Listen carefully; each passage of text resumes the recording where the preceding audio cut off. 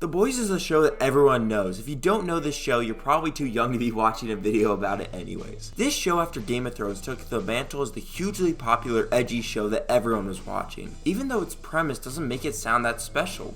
It's about edgy trenchcoat dudes who are not superheroes killing pervert superheroes that are led by evil Superman. It sounds like the lowest common denominator show made for teenagers that think evil Superman is a complex idea. But it's a show that is so much better than it looks like from the outside. It's a show that is still incredible 4 seasons and 5 years later because of one thing, and it's the characters.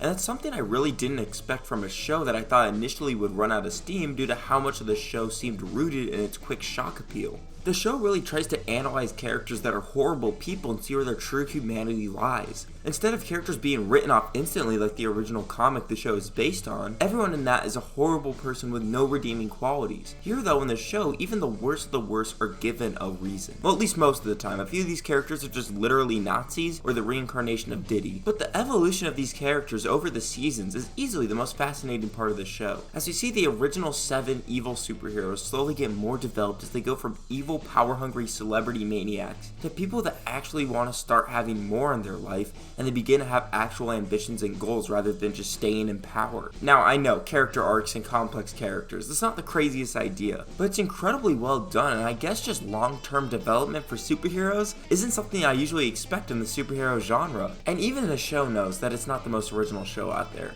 And The Boys leans into that by being a scathing satire on not only the superhero genre, but also a scathing critique of the current American landscape. And that's a really interesting part of The Boys because I don't know how well this show is going to age when a kid in 20 years sees them using the VCU Phase 7, or how the entire show is color graded like a Zack Snyder film. But I think that a lot of the show's humor and substance comes from how it's able to build off real life narratives and societal failures to further the story and the corruption of the characters in the show. People have complained that how The Boys has recently started to get too political, but that has always been there. The Boys is a deeply political show. It just slowly has become a show that's been getting less and less subtle. But due to that, at times this show rides the line of being almost unenjoyable with how realistic it feels due to its modern parallels, also with episodes having a lot of brutal kills and horrible sexual deviants doing horrible things. But surprisingly, for the most part, the show never feels that off-putting to watch. And that's because it balances its humor surprisingly well. For every scene that probably makes your stomach turn, there's something hilarious said or an outlandish thing that balances out all of the episodes. And this show is still just so fun 4 seasons in, and I think it's just because I love the characters so much. Like man, every time Billy shows up, or anytime I hear the word deep, I think of this stupid image, or whenever someone brings up their girlfriend, I just think of how they can't stop the A train.